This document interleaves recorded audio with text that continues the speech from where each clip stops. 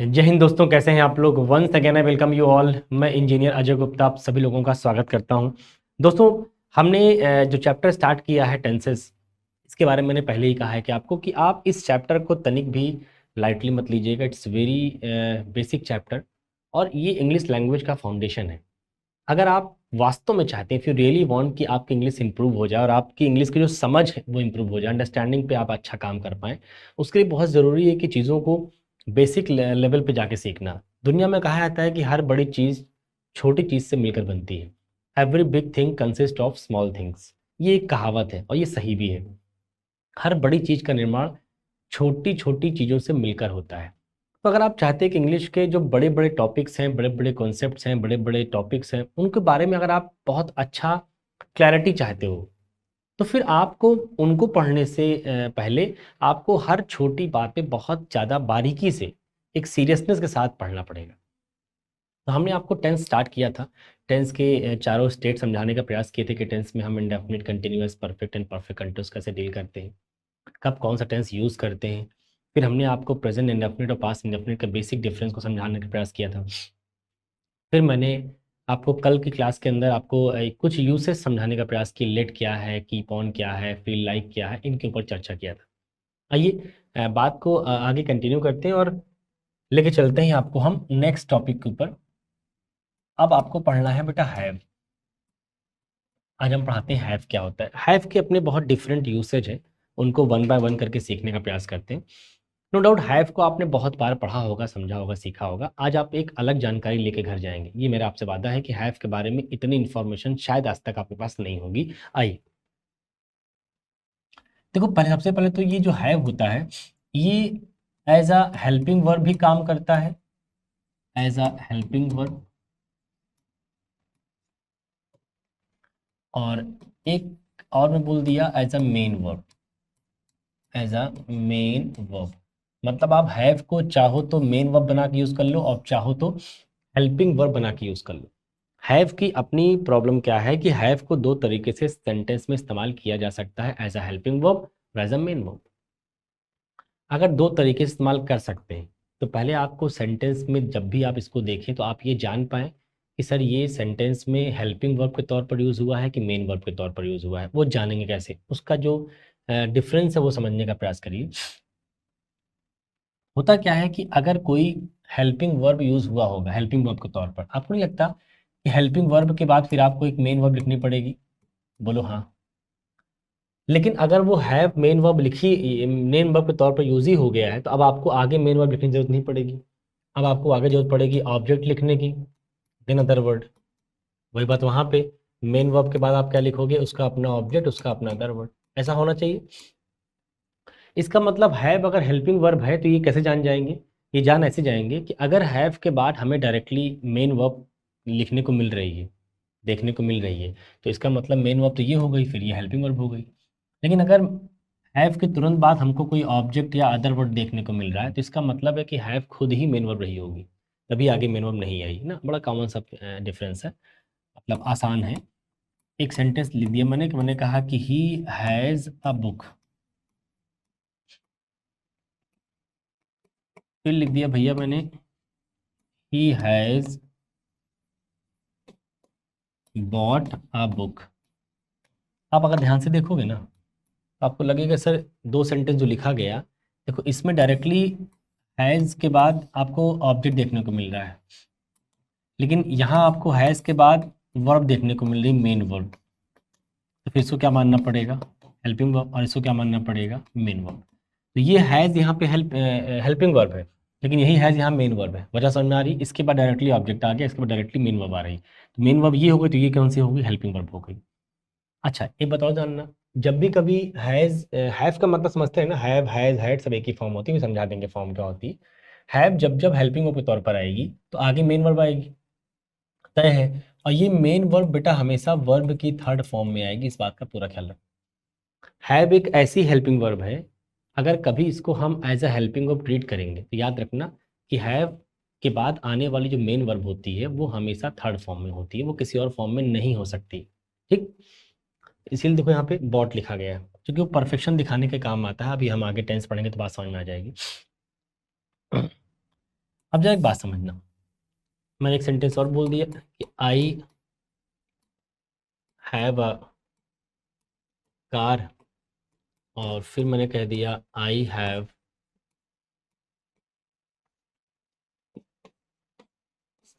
Bought a car. ये एक sentence लिखा, एक सेंटेंस दे लिखा। देखो यहाँ फिर से हैव के बाद डायरेक्टली ऑब्जेक्ट आ गया, बोलो हाँ। और यहाँ पे हैव के बाद मेन वर्ब आ गई, तो किस फॉर्म में आएगी मेन वर्ब? थर्ड फॉर्म में लिखी भी है, तो यही आपकी मेन वर्ब हो गई। तो फिर ये हैव क्या हो जाएगा? Helping verb. और ये हैव क्या हो जाएगा? Main verb. तो आप पहले सेंटेंस को देखकर ये जानने का प्रयास करें कि हाँ हैव, आज के बाद सर हम ये जानकर मतलब देखकर पहचान जाएंगे कि कोई भी सेंटेंस में अगर हैव आएगा तो हम जान जाएंगे कि हेल्पिंग वर्ब है या ये मेन वर्ब। ऐसा करने से क्या फ़ायदा होगा? फ़ायदा ये होगा कि सेंटेंस की मीनिंग आप समझ जाएंगे। हम आज जो पढ़ने वाले हैं वो ये पढ़ने वाले हैं कि जब जब हैज़ या हैव को आप मेन वर्ब के तौर पर इस्तेमाल करें, तो जब हैव मेन वर्ब बनेगा तो उसका क्या मीनिंग आएगा, किस तरह से सेंटेंस को हम फ्रेम करेंगे, वो हम आज सीखने वाले हैं। बाकी जो नीचे वाला केस है, हैज़ के बाद थर्ड फॉर्म या हैव के बाद थर्ड फॉर्म, तो ये बेटा प्रेजेंट परफेक्ट टेंस है। क्या है ये? प्रेजेंट परफेक्ट टेंस है। ये पहले भी आपने पढ़ा सीखा समझा होगा, आगे भी आप हमसे ही पढ़ेंगे, मैं भी पढ़ाऊंगा आपको। तो मैं जब पढ़ाऊंगा तो समझाऊंगा इसके बारे में। फिलहाल आज हम इसकी बात करेंगे कि हैव को हम as a main verb treat करें अगर, तो कैसे ट्रीट करेंगे और किस किस तरीके से हम लिख सकते हैं। आइए, तो पहले हैव की हम लोग हैव को पहले इसकी फॉर्म देखते हैं। देखो, अगर ये हैव को हम मेन वर्ब कह रहे हैं, तो मेन वर्ब कहने का सिंपल सा मतलब है कि हैव की सेकंड फॉर्म भी होगी अपनी। भाई अगर कोई वर्ब है तो हर वर्ब का अपनी फॉर्म होती है कि नहीं? हर वर्ब की अपनी फॉर्म्स होती हैं, first form, second form, third form, ING form, सबकी होती है। तो अगर हैव वर्ब है तो हैव की सेकंड फॉर्म हैड हो जाएगी और थर्ड फॉर्म भी क्या हो जाएगी? हैड। तो ध्यान रखना बेटा कि हैव की सेकंड फॉर्म भी हैड होती है, थर्ड फॉर्म भी हैड होती है, और जो हैव होती है ये फर्स्ट फॉर्म होती है, और एक वर्ब की फॉर्म और होती है हैज। बेटा ये होती है सिंगुलर फॉर्म। कौन सी होती है? Singular form. तो हैव होती है फर्स्ट फॉर्म, हैड होती है सेकंड फॉर्म, हैड होती है थर्ड फॉर्म, हैज होती है सिंगुलर फॉर्म। तो हैड जो लिखा गया है सेकंड थर्ड दोनों सेम होती है, हैव फर्स्ट फॉर्म होती है और हैज सिंगुलर फॉर्म। ये पहले हैव का इंट्रोडक्शन है कि पहले आप हैव के फॉर्म्स को जानें, बिकॉज ये हम एज अ मेन वर्ब पढ़ने जा रहे हैं। हम आज डिस्कस करेंगे कि have as a main verb. तो अगर कोई शब्द वर्ब का काम कर रहा है तो उसके अपने फॉर्म्स होंगे, देख लिया। और अगर कोई शब्द वर्ब का काम कर रहा है तो फिर उसका अपना मतलब भी होगा कुछ। भाई हर वर्ब का अपना कुछ मतलब भी तो होता है ना। तो अगर आप उस मतलब को नहीं जानोगे तो सेंटेंस में आप मीनिंग को कैसे डिकोड कर पाएंगे? तो आइए मतलब भी समझ लेते हैं। तो कहते हैं कि हैव का दो मतलब होता है बेटा। एक मतलब होता है टू पॉजेस। क्या मतलब होता है? To possess. और एक मतलब होता है टू टेक या ईट। हैव के अपने दो मतलब होते हैं। एक मतलब होता है पोजीशन से, अधिकार दिखाने से, और एक मतलब होता है टेक या ईट से, खाने से। ठीक है। तो हम ये कह रहे हैं कि अगर हैव मेन वर्ब है तो इसका मतलब पोजीशन से भी होगा, टेक ईट से भी होगा। जिस वक्त इसका मतलब पोजीशन से होगा तो ये स्टेटिव वर्ब होती है। क्या होती है भाई? स्टेटिव वर्ब होती है। जिस केस में हैव का मतलब पोजीशन से होता है वो स्टेटिव वर्ब होती है। और जिस केस में हैव का मतलब टेक या ईट से होता है तो फिर ये एक्शन वर्ब होती है। ठीक है। जिस केस में हैव, टेक या ईट से सेंस होता है इसका, तो इसका जो वर्ब का टाइप होता है वो क्या होता है? एक्शन वर्ब होती है। तो कुल मिला के हैव आपकी एक्शन वर्ब भी है और हैव आपकी स्टेटिव वर्ब भी है। इसका सीधा मतलब क्या समझे आप? सीधा मतलब ये समझे कि अगर कोई वर्ब स्टेटिव वर्ब है तो याद रखो स्टेटिव वर्ब कभी भी आईएनजी फॉर्म में नहीं जाती। ये बात मैं क्लास में कई बार बोल चुका हूँ आपकी। बात समझ में बोलिए हाँ। हमने आपको कहा था बेटा कि वर्ब के तीन एट्रीब्यूट्स होते हैं, doing, happening and stative. Doing and happening ये डायनेमिक वर्ब है। स्टेटिव का मतलब स्टेट शो कर रहा है। स्टेट शो करने का मतलब है कि देर इज नो वेरिएशन, और जहाँ वेरिएशन नहीं होता वहाँ कंटिन्यूस टेंस आप लगा नहीं सकते। इसीलिए स्टेटिव वर्ब के बारे में कहा जाता है कि स्टेटिव वर्ब कभी आईएनजी फॉर्म में नहीं जाएगी। अगर स्टेटिव वर्ब आईएनजी फॉर्म में नहीं जाएगी तो इसका मतलब हैव आईएनजी फॉर्म में नहीं जाएगी, क्योंकि हैव स्टेटिव वर्ब है। लेकिन हमको पता है कि हैव स्टेटिव के साथ साथ और क्या होता है, एक्शन भी होता है। उस केस में इसकी मीनिंग पोजीशंस नहीं आती, इसकी मीनिंग कुछ खाने या टेक करने से आती है। ठीक है, टेक या ईट दोनों मीनिंग होती है। तो एक्शन वर्ब के अंदर मोशन होता है, स्टेटिव वर्ब के अंदर मोशन नहीं होता। जहां जहां मोशन नहीं होगा आप आईएनजी फॉर्म लगा नहीं पाओगे। एक्शन के अंदर मोशन होता है, इसलिए यहां पर आईएनजी फॉर्म संभव है। यहां पर आईएनजी फॉर्म तो संभव है। इसका सीधा मतलब क्या हुआ कि कभी हैव आईएनजी फॉर्म में सही भी हो सकता है और वही हैव आईएनजी फॉर्म में गलत भी हो सकता है। इट डिपेंड्स कि हैव आईएनजी फॉर्म में लिखेंगे तो हो सकता है कि वो गलत हो जाए और हो सकता है कि वो सही हो जाए। अगर वो स्टेटिव वर्ब के तौर पर यूज हुआ है तो गलत है, और अगर एक्शन वर्ब के तौर पर यूज हुआ है तो सही है। एक एग्जांपल पहले यहीं से बात समझ लेते हैं। इसी बात को पहले कंप्लीट करते हैं। मैंने कह दिया भैया कि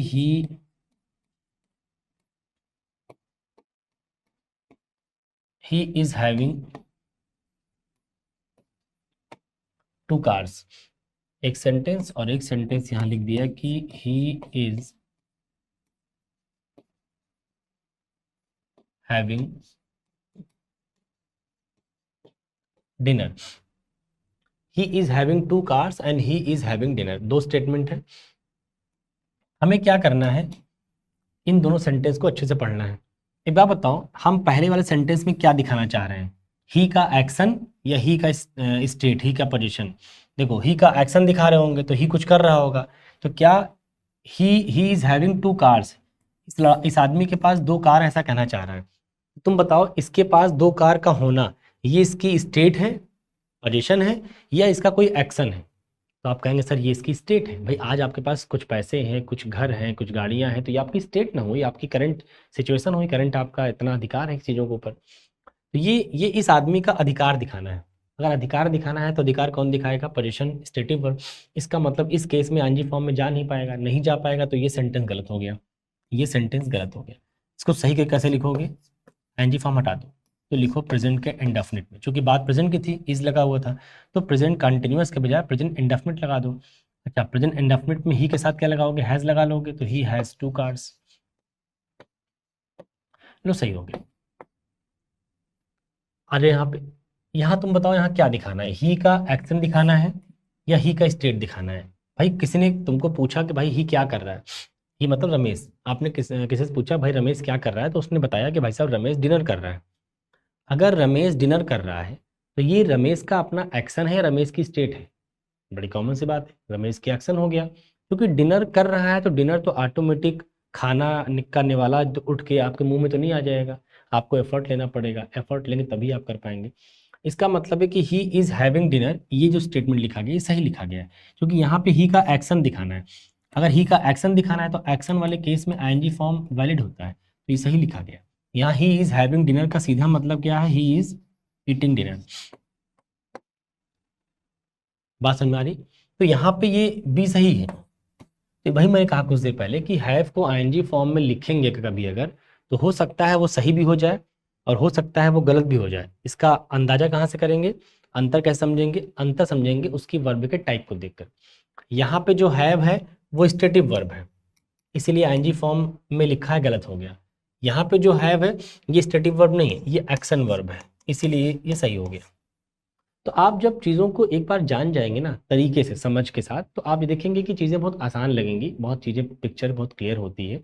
आम जनता भले गलत करे, लेकिन आप बात को समझिए, लोग क्या कर रहे हैं इससे मतलब नहीं। आप खुद समझिए कि पहले शब्दों का सेंस समझिए कि हैव एक मेन वर्ब के तौर पर ट्रीट कर रहे हैं, तो पहले मेन वर्ब और हेल्पिंग वर्ब का बेसिक डिफरेंस क्लियर करिए कि अगर ये हेल्पिंग वर्ब होता तो इसके आगे मेन वर्ब जरूर आती। लेकिन अगर इसके आगे मेन वर्ब नहीं आ रही बल्कि डायरेक्टली ऑब्जेक्ट ही आ रहा है, इसका मतलब खुद ही ये क्या बन गई, मेन वर्ब बन गई। अगर खुद ही मेन वर्ब बन गई तो फिर मेन वर्ब है तो इस वर्ब के अपने फॉर्म्स होंगे, फॉर्म्स लिख दिया। इस वर्ब के अपने कुछ मतलब होंगे तो मतलब भी लिख दिया। तो ये है मेन वर्ब के तौर पर, इसके अपने मतलब है वो दिखा दिया कि मतलब क्या होते हैं। मतलब इसके दो होते हैं, पोजीशन के साथ भी और ईट और टेक के साथ भी।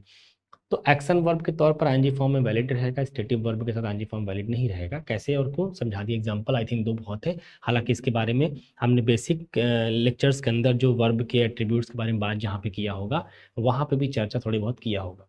आई होप कि वहाँ पे भी बात क्लियर होगी। ठीक है, अब आते हैं,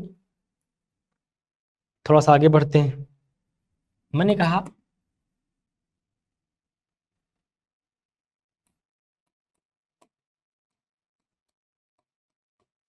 उसके पास 3 पेन है। अच्छा, बचपन में कहीं ना कहीं आपको भी पढ़ाया गया होगा, मुझे ऐसा लगता है। अगर नहीं पढ़ाया गया होगा तो आप मुझे ज़रूर कमेंट करके बताइएगा कि नहीं सर मैंने ऐसा नहीं पढ़ा, मैंने कुछ और पढ़ा था। लेकिन मुझे जहाँ तक अंदाज़ा है कि आप भी यही पढ़े होंगे कि आपके मास्टर और आपकी किताबें दोनों दोनों की बात कर रहा हूँ, दोनों आपको यही पढ़ाई होंगी कि हैव का मतलब या हैज़ का मतलब पास होता है। जहाँ पास वर्ड आता है हिंदी में वहाँ हैज़ लगा देते हैं। बिल्कुल भी ऐसा नहीं है, बिल्कुल भी ऐसा नहीं है। मतलब इस बात से आप तनिक भी सहमति प्रदान मत करिएगा। पास वर्ड की इंग्लिश हैज़ होती है, ऐसा कहना हैज़ या है, ये मूर्खतापूर्ण हरकत है। बिल्कुल मैं इसका बिल्कुल समर्थन नहीं करता कि पास की इंग्लिश हैज़ या है होती, बिल्कुल नहीं होती भैया, ये फालतू की बात है। पास वर्ड की इंग्लिश होती है विद, अगर तुम चाहते हो तो, टू, बिसाइड, मतलब इनके साथ आप जा सकते हो। बिसाइड लगा लो, टू लगा लो, विद लगा लो, नियर लगा लो, नियर टू लगा लो, मतलब ये सब इसके पास की इंग्लिश हो सकती है। लेकिन हैज़ या हैव तो ज़िंदगी में नहीं हो सकता। सवाल ये आता है कि सर जब नहीं हो सकता हैज़ या हैव तो फिर यहाँ पे हैज़ या हैव कैसे लगा देते हैं आप? बेटा समझो, अभी आपने समझा कि हैव के 2 मतलब होते हैं। एक मतलब ये है टू पॉजेस। टू पॉजेस का मतलब क्या है पहले वो समझ लो। टू पॉजेस का मतलब है टू हैव पोजीशन, अधिकार रखना। टू हैव पोजीशन, अधिकार रखना। पॉजेस का मतलब टू हैव पोजीशन, अधिकार रखना। अधिकार रखने का मतलब कि आपके अपने कुछ अधिकार होंगे किसी चीज के ऊपर। एक बात बताओ, अगर कोई आदमी ये कह रहा है, ये लोकल भाषा है हमारी बात करने की, कि उसके पास 3 पेन है, ये हमारी अपनी लोकल भाषा है बात करने की। हम जब ये कहते हैं कि उसके पास 3 पेन है, तो आप बताओ कि हम क्या कहना चाह रहे हैं? हम यही कहना चाह रहे होंगे ना कि इस 3 पेन पर अधिकार किसका है? उस आदमी का है जिसके पास आप कह रहे हो। इसका मतलब इस 3 पेन के ऊपर अधिकार किसका है? इसी का।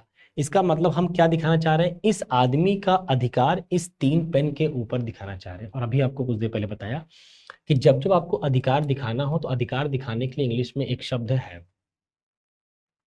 तो अगर आपको इसी आदमी का अधिकार दिखाना है, दिखाइए। अच्छा, प्रेजेंट में दिखा रहे हैं। इस आदमी के पास 3 पेन है, ये तो आपने सुन लिया। क्या आप बता सकते हैं कि किस दिन से ऐसा है, कब से ऐसा है? नहीं बता सकते। आप बता ही नहीं सकते कि इस आदमी के पास 3 पेन कब से है। अगर नहीं बता सकते तो इसका मतलब है कि ये स्टेटमेंट इंडेफिनिट टेंस का हुआ, क्योंकि बिगनिंग क्लियर नहीं है। अगर बिगनिंग क्लियर होती तो हम इसको डेफिनेट ना मानते, लेकिन यहाँ बिगनिंग तो अनक्लियर है। अगर अनक्लियर है तो भैया फिर आप क्या बोलेंगे? उसके पास 3 पेन है, तो इंडेफिनिट टेंस में क्या करना पड़ेगा? इंडेफिनिट टेंस में क्या होता है कि आप हैव लगाते हो वर्ब की फर्स्ट फॉर्म सब्जेक्ट के बाद। इंडेफिनिट टेंस में होता है ना कि सब्जेक्ट के बाद वर्ब की फर्स्ट फॉर्म। लेकिन अगर सब्जेक्ट सिंगुलर हो तो वर्ब में यस या ईएस जोड़ते हैं। तो याद रखो बेटा, हैव में जैसे ही यस जोड़ते हो तो ये हैज बन जाता है। हैव में एस जोड़ोगे तो क्या बन जाएगा? हैज। इसीलिए हैज को मैंने क्या कहा कुछ देर पहले? सिंगुलर फॉर्म कहा। कौन सी फॉर्म कहा बेटा? Singular form. सिंगुलर फॉर्म का मतलब कि ये इसका इस्तेमाल हम तभी कर सकते हैं जब पहले टेंस इंडेफिनिट हो प्रेजेंट का। क्योंकि प्रेजेंट के इंडेफिनिट में ही ये सुविधा है कि वर्ब की फर्स्ट फॉर्म में यस या ईएस जोड़ लें। तो सिंगुलर फॉर्म कहाँ यूज की जाएगी? प्रेजेंट के इंडेफिनिट में। वो भी हर जगह नहीं, प्रेजेंट के इंडेफिनिट में केवल अफर्मेटिव। प्रेजेंट इंडेफिनिट के केवल अफर्मेटिव में, वो भी अफर्मेटिव में भी केवल उन्हीं के साथ जब सब्जेक्ट सिंगुलर हो। तो हमें वर्ब की फर्स्ट फॉर्म में, मतलब वर्ब की फर्स्ट फॉर्म क्या है? हैव, उसमें एस या ईएस जोड़ना पड़ता है। तो हैव में एस जोड़ेंगे तो क्या बन जाएगा? हैज। तो ही हैज 3 पेन्स। अब मान लीजिए हमें इसका नेगेटिव वर्जन जाना है। नेगेटिव वर्जन, अब हमको पता है कि टेंस कौन सा है? प्रेजेंट का इंडेफिनिट टेंस कौन सा है? ये प्रेजेंट का इंडेफिनिट। अच्छा, आपसे कोई पूछे कैसे आपको पता कि ये सेंटेंस प्रेजेंट इंडेफिनिट टेंस का है? आपसे कोई पूछे कि कैसे आपको पता लगा कि जो स्टेटमेंट है प्रेजेंट का इंडेफिनिट, तो आप कहिएगा सिंपल सी बात है कि सर देखिए, ये रह रहा सब्जेक्ट, सब्जेक्ट के बाद डायरेक्टली वर्ब की फर्स्ट फॉर्म आ रही है। ये फर्स्ट ही फॉर्म है, बट फर्स्ट फॉर्म में यस या ईएस लगा हुआ है। फर्स्ट फॉर्म में यस या ईएस लगा हुआ है, like play and plays. Play and plays होता ना, प्ले है फर्स्ट फॉर्म, इसमें यस लगा दोगे तो क्या बन जाएगा बेटा, प्लेज बन जाएगा। तो ये V1 है, हालांकि V1 ये भी है, बट ये V1 सिंगुलर फॉर्म है, ये प्लूरल फॉर्म है। तो सब्जेक्ट के बाद डायरेक्टली वर्ब की सिंगुलर फॉर्म आना, ये क्या साबित करता है, प्रेजेंट इंडेफिनिट ही साबित करता है, क्योंकि प्रेजेंट इंडेफिनिट में ही ये होता है कि सब्जेक्ट के बाद डायरेक्टली वर्ब की फर्स्ट फॉर्म यूज कर पाते हैं, सब्जेक्ट के बाद डायरेक्टली वर्ब की सेकंड फॉर्म पास्ट इंडेफिनिट में यूज करते हैं। तो आप कहेंगे सर देखिए ये मेन वर्ब है और ये मेन वर्ब की फर्स्ट फॉर्म है और सब्जेक्ट के तुरंत बाद आई है, इसका मतलब टेंस कौन सा है, प्रेजेंट का इंडेफिनिट। और हमें फिर इस सेंटेंस के अंदर ये भी तय करना चाहिए कि अगर ये इंडेफिनिट है तो इस सेंटेंस में जो बिगिनिंग पॉइंट है वो क्लियर नहीं होनी चाहिए। जैसे इसमें ये नहीं क्लियर है कि इस आदमी के पास 3 पेन कब से है, नहीं पता किसी को। अच्छा, इसका हम अगर नेगेटिव वर्जन जाएंगे भैया, इसका अगर हम आपसे नेगेटिव वर्जन पूछें तो कैसे करेंगे। देखिए हमें पता है कि नेगेटिव वर्जन में क्या होता है, ये प्रेजेंट इंडेफिनिट टेंस है। प्रेजेंट इंडेफिनिट का नेगेटिव यूज करने का सीधा मतलब है सब्जेक्ट के बाद डू या डज नॉट यूज करते हैं, यही होता है नेगेटिव में। आप जब लिखेंगे ही के साथ क्या लगाओगे, डज नॉट। अब डज नॉट के बाद क्या लिखोगे बेटा, आपको पता है कि यस या ईएस जोड़ने का कार्यक्रम कब तक था, अफर्मेटिव में था। प्रेजेंट इंडेफिनिट टेंस में एस या ईएस आप कब जोड़ते हैं, जब सब्जेक्ट सिंगुलर होता है, सेंटेंस अफर्मेटिव होता है। लेकिन अगर सेंटेंस नेगेटिव है, भले सब्जेक्ट सिंगुलर है, क्या आप यस या ईएस जोड़ेंगे, नहीं जोड़ेंगे। फॉर एग्जाम्पल आप ये बताइए कि अगर मैं आपसे बोलूं एक सेंटेंस कि ही डज नॉट, हम क्या बोलेंगे, प्ले या ही डज नॉट प्लेज। हम यस या ईएस क्या लगाएंगे, नेगेटिव में नहीं लगाएंगे, हम क्या बोलेंगे, वो नहीं खेलता। तो आप क्या बोलेंगे, ही डज नॉट प्ले या ही डज नॉट प्लेज। तो आप बोलेंगे ही डज नॉट प्ले, प्लीज गलत है, क्योंकि सेंटेंस जब नेगेटिव या इंट्रोगेटिव होता है तो वहां पर यस या ईएस नहीं जोड़ा करते, राइट। तो वैसे ही अगर हम डज नॉट लिख चुके हैं तो डज नॉट के आगे क्या आएगा, वर्ब की फर्स्ट फॉर्म, बेस फॉर्म जो होती है। हैज बेस फॉर्म नहीं है, हैज तो सिंगुलर फॉर्म है, इसकी बेस फॉर्म क्या है बेटा, हैव। तो यहाँ पे अब हैव लगाएंगे। अब आप ये मत बोलिएगा अरे सर सब्जेक्ट तो सिंगुलर है तो आप हैव क्यों लिख रहे हैं, अरे भाई समझो ना बात को। आप सब्जेक्ट सिंगुलर है तो क्या फर्क पड़ता है, नेगेटिव सेंटेंस में हमेशा वर्ब की फर्स्ट फॉर्म आती है, लाइक दिस। यहाँ पे तो सब्जेक्ट सिंगुलर था, हम लगा दें क्या प्लेस, नहीं लगा पाएंगे, लगाते भी नहीं होंगे आप। तो वही बात यहाँ पर है। तो ही डज नॉट हैव, और हैज तब लगाते जब अफर्मेटिव सेंटेंस होता, तब हैज लगा लेते वर्ब की फर्स्ट फॉर्म में यस या ईएस। तो हैव में यस जोड़ोगे तो हैज बन जाएगा। तो he does not have 3 pens, he does not have 3 pens. तो ये आपका हो गया भैया नेगेटिव वर्जन, सेंटेंस का नेगेटिव हो गया, ही हैज 3 पेन्स, उसके पास 3 पेन है। और ही डजेंट हैव 3 पेन्स, उसके पास 3 पेन नहीं है, ये कहना चाह रहा है, ठीक है। तो आई होप कि पहले आपको समझ में आ गया कि हम हैव को as a main verb treat कैसे करेंगे और टेंसेस का ख्याल रखना है, ठीक है। अच्छा, अगर मैं इसी सेंटेंस को ऐसे लिखा होता, उसके पास 3 पेन थी। देखो इस बार आपने जो लिखा तो उसके पास 3 पेन थी, कब से थी पता है आपको, नहीं पता। इसका मतलब मामला कब का हो गया, इंडेफिनिट का हो गया। अच्छा, इंडेफिनिट इस बार कब का है, पास्ट का है, चूंकि बात पास्ट की कर रहा है। अगर इंडेफिनिट पास्ट का है तो तुम बताओ पास्ट में क्या करते हैं, सब्जेक्ट के बाद वर्ब की सेकंड फॉर्म। हमें दिखाना क्या है, इस आदमी का इस 3 पेन के ऊपर अधिकार, अधिकार दिखाने वाली वर्ब कौन होती है, हैव। और हैव की सेकंड फॉर्म क्या होती है बेटा, हैड। अब ये हैड देखकर तुम प्रेजेंट परफेक्ट मत चिल्ला देना, पास्ट परफेक्ट मत चिल्ला देना। पास्ट परफेक्ट के लिए मामला अलग है, प्रेजेंट परफेक्ट के लिए मामला अलग है, प्रेजेंट इंडेफिनिट के लिए मामला अलग है। मैं अभी डिफरेंस क्लियर कर रहा हूँ। तो देखिए ये है वर्ब की सेकंड फॉर्म। अब आपने उसका ऑब्जेक्ट लिख दिया, ही हैड 3 पेन्स। अच्छा, इसका नेगेटिव वर्जन अगर हम जाएं तो हम क्या लिखेंगे बेटा, अब ये है पास्ट इंडेफिनिट। तो पास्ट इंडेफिनिट में नेगेटिव में क्या यूज करते हैं, डिड नॉट यूज करते हैं, तो डिड नॉट लगा लो। स्ट्रक्चर आपको पढ़ा चुका हूँ भाई। अच्छा, जैसे डू नॉट या डज नॉट के बाद प्रेजेंट इंडेफिनिट में वर्ब की फर्स्ट फॉर्म लगाते हैं, तो वैसे ही पास्ट इंडेफिनिट में भी डिड नॉट के बाद वर्ब की फर्स्ट फॉर्म यूज करते हैं। तो बेटा हैड की फर्स्ट फॉर्म क्या होती है, हैव। तो आप क्या लिखेंगे, have 3 pens. He did not have 3 pens, उसके पास 3 पेन नहीं थी, सॉरी, ठीक। अब मन में ख्याल आएगा कि सर हम पहचान पाएंगे क्या? आइए पहचानने का हम प्रयास करवाते हैं। जैसे मैंने कहा कि he has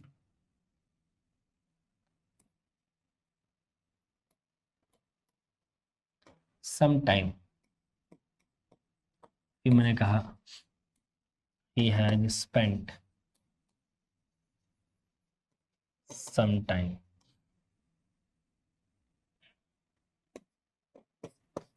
he had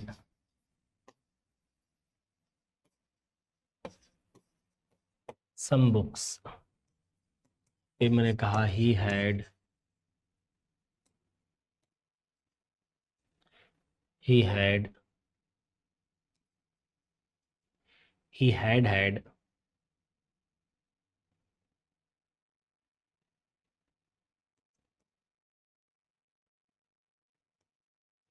tea then।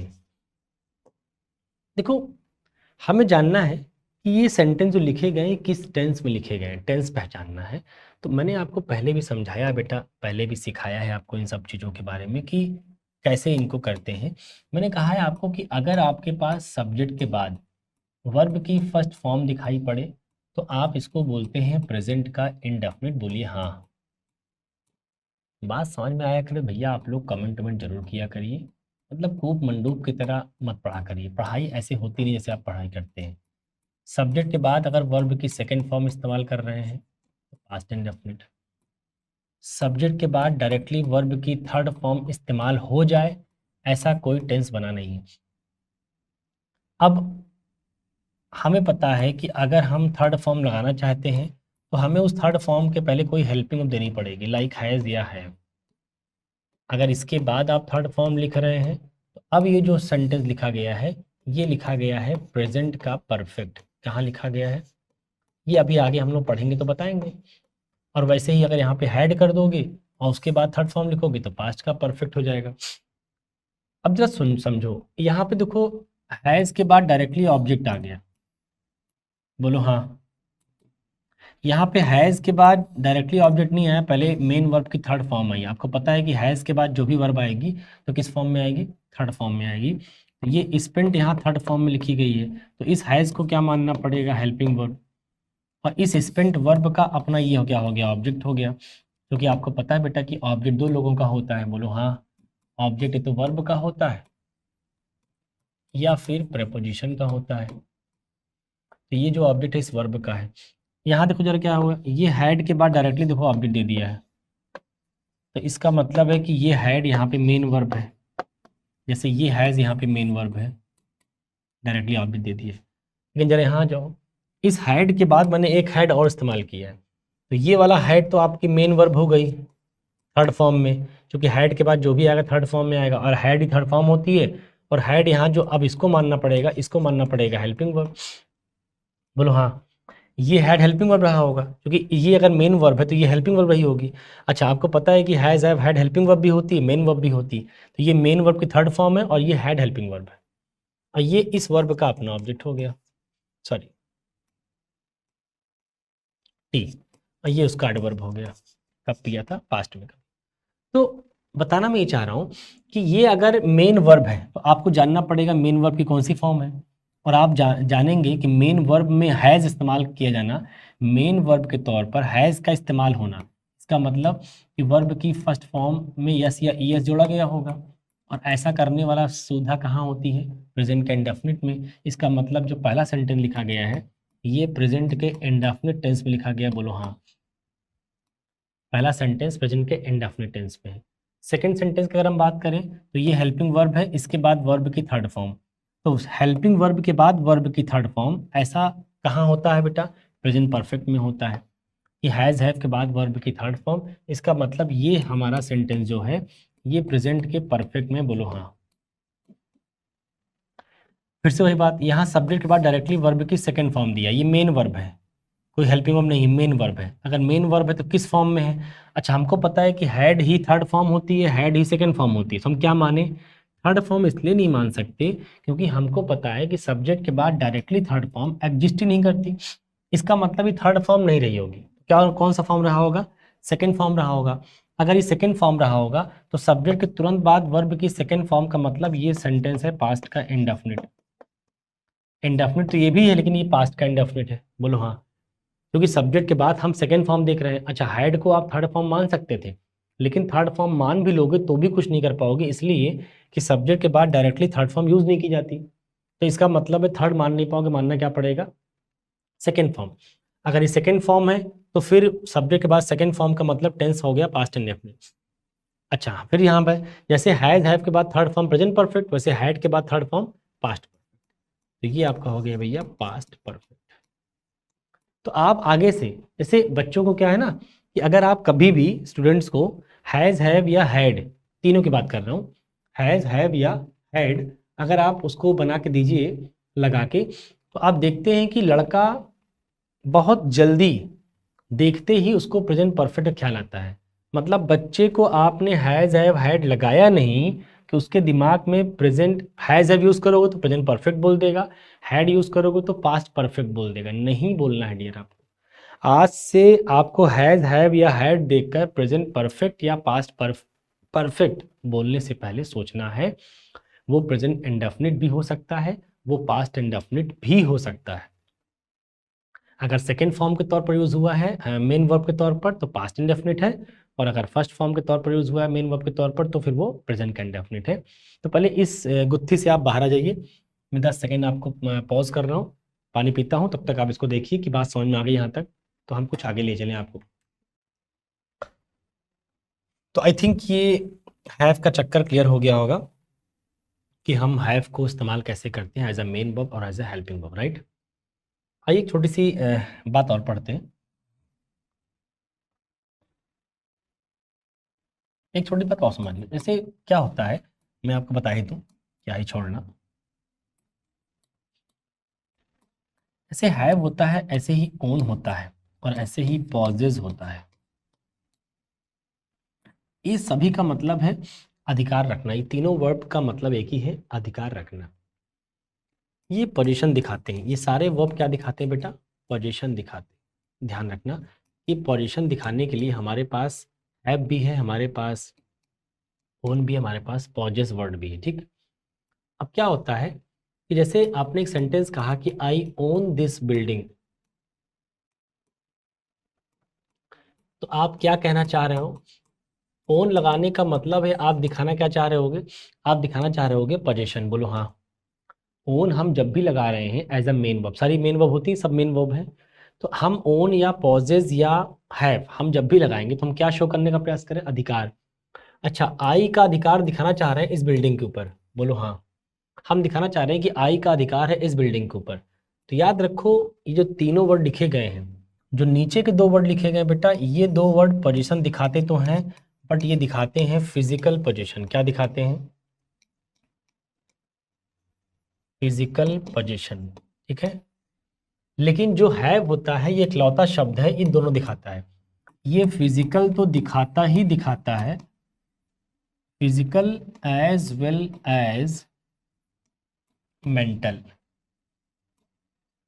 याद रखो कि हैव इकलौती वर्ब है इंग्लिश के अंदर जो मेंटल और फिजिकल दोनों ही पोजीशन को शो कर लेता है। लेकिन जो ओन या पॉजेज है ये केवल फिजिकल पोजीशन को दिखाता है, मेंटल पोजीशन को नहीं दिखाता। इसका क्या मतलब हुआ? इसका मतलब ये हुआ, जैसे मैं अगर आपसे कुछ दो तीन सेंटेंस लिखूं फिजिकल और मेंटल के ऊपर, तो आप इसको जरा डिफ्रेंशिएट करिए कि कैसे इसको आप अलग करेंगे। जैसे मैंने एक सेंटेंस कहा, नहीं दिखेगा यार ये तो, कलर दिख क्यों नहीं आई है। मैंने कहा आई हैव मेनी प्रॉब्लम्स। फिर यहाँ पे कहा I own many problems, I possess many problems. एक सेंटेंस, एक यहाँ पे मैंने सेकंड सेंटेंस लिखा, dear I have this building,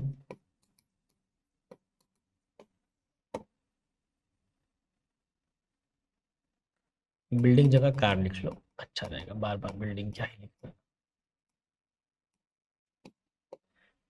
अब हैव की जगह फिर से वही ऑप्शन है ओन और दूसरा पॉजेस। जरा समझिएगा, मैं ये कहना चाह रहा हूँ कि जब भी आप हैव ओन पॉजेस यूज करते हैं तो कहीं ना कहीं क्या दिखाते हैं, प्रयास करते हैं, पोजीशन।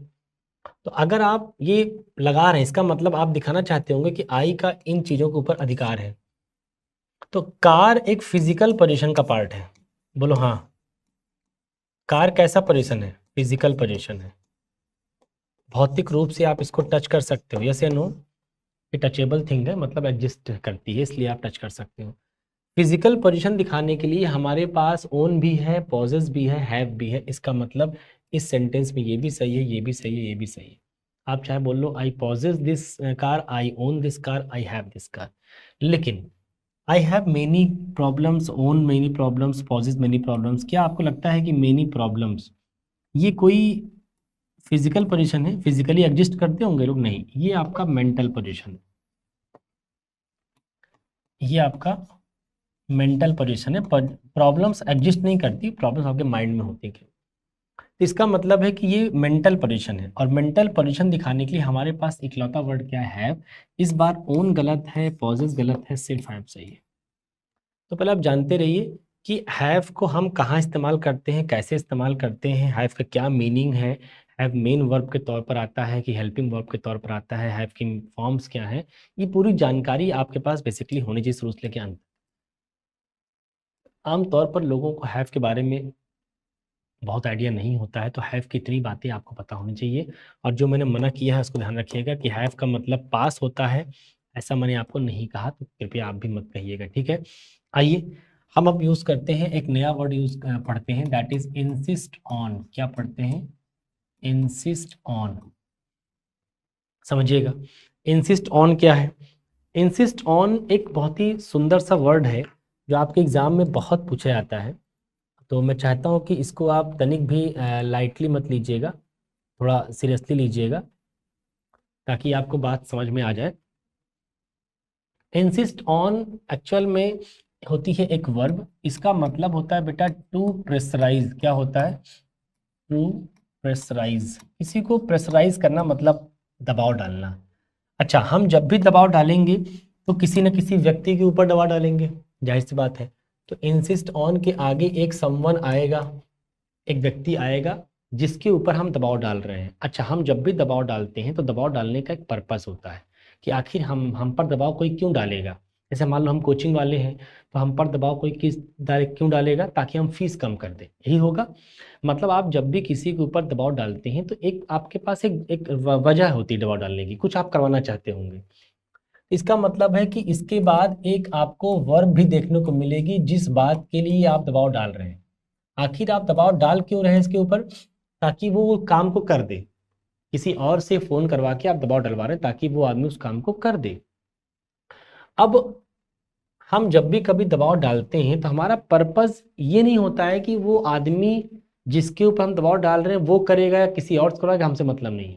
दबाव डालने वाले व्यक्ति का सीधा मतलब होता है कि भाई देख मेरा काम होना चाहिए, अब उस काम को रामू करे, श्यामू करे, घनश्यामू करे, हमसे मतलब नहीं, हमारा काम होना चाहिए। इसका मतलब है कि हम इंसिस्ट ऑन जब करते हैं, दबाव डालते हैं, तो दबाव हम उस आदमी के ऊपर नहीं डालते। मतलब दबाव डालने का हमारा पर्पस वही होता है कि काम होना चाहिए, तुम करो कोई और करे, डज नॉट मैटर, ये काम होना चाहिए। इसका मतलब इंसिस्ट ऑन वर्ब का जो ऑब्जेक्ट है वो ये वर्ब है। इंसिस्ट ऑन वर्ब का जो ऑब्जेक्ट है वो ये वर्ब है। अगर वो यही वर्ब है तो इसका मतलब है कि ऑन एक प्रेपोजिशन है। ऑन अगर एक प्रेपोजिशन है बेटा, तो प्रेपोजिशन के बाद जो वर्ब आएगी आईएनजी फॉर्म में आएगी। तो इस वर्ब को आप आईएनजी फॉर्म में लिखेंगे तो क्या हो जाएगा, जब भी कभी इंसिस्ट ऑन के बाद कोई वर्ब आएगी वो आईएनजी फॉर्म में ही आएगी। वजह समझ लीजिएगा, वजह वही कि इंसिस्ट ऑन के बाद वर्ब की आईएनजी फॉर्म आने का सीधा मतलब है कि प्रेपोजिशन उस इंसिस्ट ऑन वर्ब का बेसिक जो वजह है वो हमारा एक्शन है, कि हम दबाव उसी एक्शन के लिए डाल रहे हैं। अब वो कौन करेगा इससे मतलब नहीं। इसका मतलब इस वर्ब का ऑब्जेक्ट ये है। अगर इस वर्ब का ऑब्जेक्ट ये है, इसका मतलब ये नाउन बन गया। वर्ब की आईएनजी फॉर्म जब नाउन बनती है तो बेटा उसको जीरंड बोलते हैं। क्या बोलते हैं? जीरंड बोलते हैं। ठीक, आगे चल के समझेंगे जीरंड क्या होता है। अभी जीरंड से आपसे कोई मतलब नहीं है, आप जीरंड के चक्कर मत पड़िएगा। आप इतना समझिए कि वर्ब की आईएनजी फॉर्म ये ऑब्जेक्ट है इस वाली वर्ब का। अब आपको पता होना चाहिए कि अगर ये नाउन है, क्योंकि वर्ब की आईएनजी फॉर्म सिखाया था मैंने कि प्रेपोजिशन के बाद आने वाली वर्ब आईएनजी फॉर्म में होती क्यों होती है, क्योंकि आपको पता है कि प्रेपोजिशन अपनी बात क्या डिमांड करता है, नाउन या प्रोनाउन? बोलो हाँ, प्रेपोजिशन नाउन या प्रोनाउन डिमांड करता है, और यही उसका क्या होता है? ऑब्जेक्ट होता है। अगर यही उसका ऑब्जेक्ट है तो हमें पता है कि प्रेपोजिशन के बाद नाउन प्रोनाउन आना ही चाहिए। अगर नाउन प्रोनाउन नहीं आ रहा है तो कोई वर्ब आ रही है तो उस वर्ब को नाउन बना लेंगे बाय एडिंग आईएनजी फॉर्म। तो चलो सोचो, अगर ये नाउन है तो नाउन के बगल में ये भी तो कोई नाउन रहा होगा, समवन भी तो कोई नाउन है। और आपको पता है बेटा नाउन के बगल में नाउन नहीं बैठा करते, नाउन के बगल में प्रोनाउन नहीं बैठा करते, तो फिर कौन बैठा करता है? नाउन के बगल में एडजेक्टिव बैठ सकते हैं, डिटर्मिनर बैठ सकते हैं, मॉडिफायर्स बैठ सकते हैं, लेकिन नाउन प्रोनाउन तो नहीं बैठ सकते। तो इसका मतलब है अगर ये नाउन है, ये नाउन होना ही पड़ेगा क्योंकि ये इस वर्ब का ऑब्जेक्ट है, तो ये नाउन हो गया। तो नाउन अगर ये है तो इसको नाउन नहीं होना पड़ेगा। तो इस नाउन को अगर कभी लगे कि नाउन के बगल नाउन दे दिया तो उस नाउन को क्या बना लो? एडजेक्टिव बना लो। तो हम जब इसको एडजेक्टिव बनाएंगे तो नाउन का एडजेक्टिव एपोस्ट्रॉफी एस लगाकर बनाते हैं, नाउन का। लेकिन मान लो अगर प्रोनाउन दिया है बगल में तब, तो प्रोनाउन का एडजेक्टिव ऑलरेडी मेड एडजेक्टिव होते हैं, ऑलरेडी मेड एडजेक्टिव होते हैं पॉजिटिव केस। नाउन का एडजेक्टिव एपोस्ट्रॉफी एस लगा के बनाया करो और प्रोनाउन का एडजेक्टिव पॉजिटिव केस से बना लिया करो।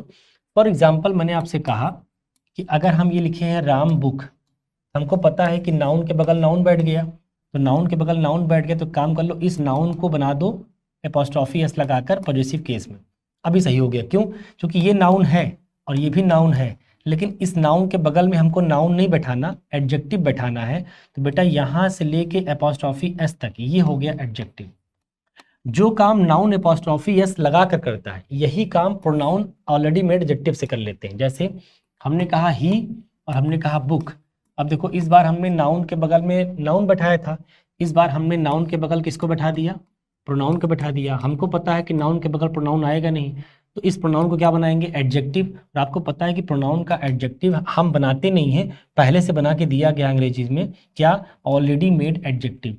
तुम बताओ ही का पॉजिटिव केस क्या होता है? हिज होता है, तो हिज लिख लो, सेंटेंस ऑटोमेटिक सही हो जाएगा। इसका मतलब है कि जो काम हिज यहाँ कर रहा है, किसका?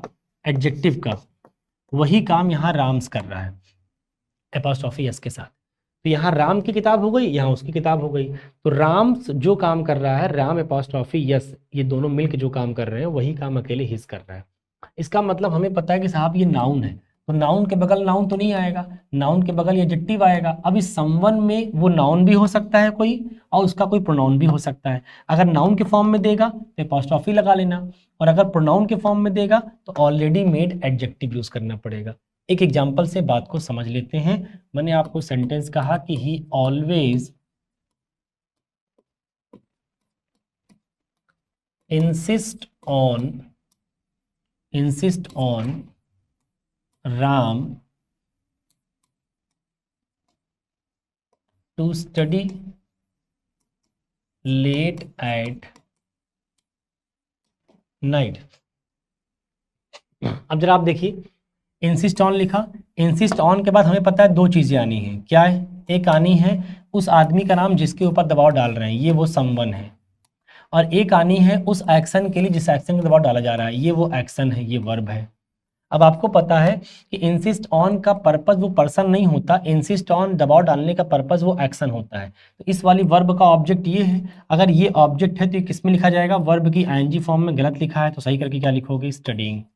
बोलो हाँ, स्टडीइंग लिख लिया। दूसरा, अब स्टडीइंग ये इसका बन गया ऑब्जेक्ट, तो ये हो गया नाउन। हमको पता है कि नाउन के बगल नाउन तो नहीं बैठेगा, राम तो नाउन हो गया, तो इसको क्या बना लेंगे? एडजेक्टिव। तो राम का एडजेक्टिव क्या बनेगा बेटा? राम्स। सेंटेंस सही हो गया, he always insist on Ram's studying late at night. He always insist on Ram's studying late at night, कि ये लड़का हमेशा दबाव डालता है राम के पढ़ाई करने के ऊपर देर रात तक। आई होप कि ये बात आपको समझ में आ रही होगी। आज हमने इंसिस्ट ऑन शुरू किया है। अभी इंसिस्ट ऑन के बारे में कई सारी बातें जो आपको सीखनी समझनी है। इंसिस्ट ऑन एक टेक्निकल वर्ड है, आम तौर पर बच्चा इसको नहीं समझता है, नहीं जानता है, तो मैं चाहता हूँ कि इसको आप लोग बढ़िया सीखिएगा। आज मैंने सिर्फ आपको बेस बना दिया है कि इंसिस्ट ऑन कैसे इस्तेमाल करते हैं, क्यों हम एडजेक्टिव में लेके जाना चाह रहे हैं, क्यों एडजेक्टिव में लेके नहीं जाना चाह रहे हैं, ये दोनों बातों का क्लेरिफिकेशन आपके पास होना चाहिए। ठीक है, आज हम लेक्चर को ही रखेंगे, बाकी बातें हम नेक्स्ट लेक्चर में करेंगे। Thank you so much.